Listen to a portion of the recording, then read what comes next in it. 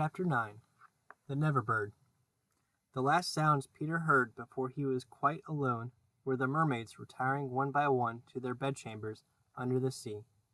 He was too far away to hear their doors shut, but every door in the coral caves where they live rings a tiny bell when it opens or closes, as in all the nicest houses on the mainland. And he heard the bells. Steadily the waters rose till they were nibbling at his feet, and to pass the time until they made their final gulp, he watched the only thing moving on the lagoon. He thought it was a piece of floating paper, perhaps part of the kite, and wondered idly how long it would take to drift ashore.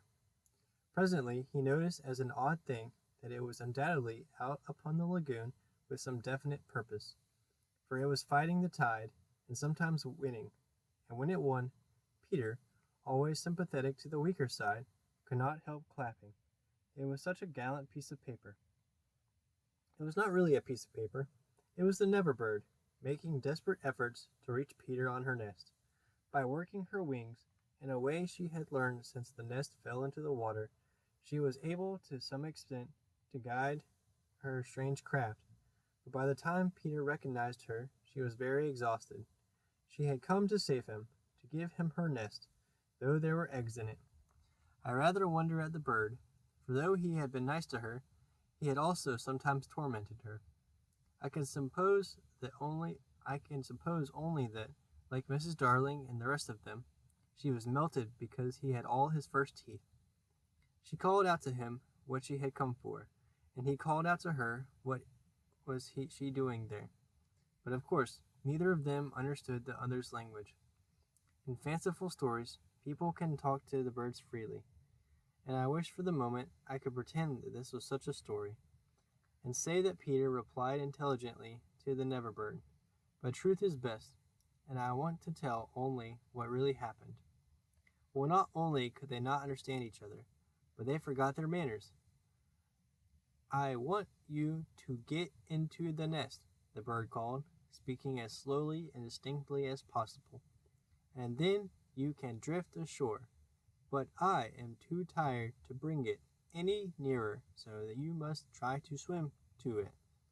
"What are you quacking about?" Peter answered. "Why don't you let the nest drift as usual?" "I want you," the bird said, and repeated it all over.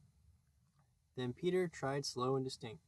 "What are you quacking about?" and so on. The Never Bird became irritated. They have very short tempers. "You dunder-headed little jay," she screamed. "Why don't you do as I tell you?" Peter felt that she was calling him names, and at a venture he retorted hotly, "So are you." Then rather curiously they both snapped out the same remark, "Shut up! Shut up!" Nevertheless, the bird was determined to save him if she could, and by one last mighty effort she propelled the nest against the rock. Then up she flew, deserting her eggs, so as to make her meaning clear. Then at last he understood, and clutched the nest and waved his hand thanks to the bird as she fluttered overhead. It was not to receive his thanks, however, that she hung there in the sky. It was not even to watch him get into the nest. It was to see what he did with her eggs. There were 2 large white eggs, and Peter lifted them up and reflected. The bird covered her face with her wings, so as not to see the last of them, but she could not help peeping between the feathers. I forget whether I have told you that there was a stave on the rock, driven into it by some buccaneers of long ago to mark the site of buried treasure. The children had discovered the glittering hoard, and when in mischievous mood used to fling showers of moidores, diamonds, pearls, and pieces of 8 to the gulls, who pounced upon them for food, and then flew away, raging at the scurvy trick that had been played upon them. The stave was still there, and on it Starkey had hung his hat, a deep tarpaulin, watertight, with a broad brim. Peter put the eggs into this hat and set it on the lagoon. It floated beautifully. The Never Bird saw at once what he was up to, and screamed her admiration of him. And alas, Peter crowded his agreement with her. Then he got into the nest, reared the stave in it as a mast, and hung up his shirt for a sail. At the same moment the bird fluttered down upon the hat and once more sat snugly on her eggs. She drifted in one direction, and he was borne off in another, both cheering. Of course, when Peter landed, he beached his bark in a place where the bird would easily find it, but the hat was such a great success that she abandoned the nest. It drifted about till it went to pieces, and often Snarky came to the shore of the lagoon, and with many bitter feelings watched the bird sitting on his hat. As we shall not see her again, it may be worth mentioning here that all never birds now build in that shape of a nest, with a broad brim on which the youngsters take an airing.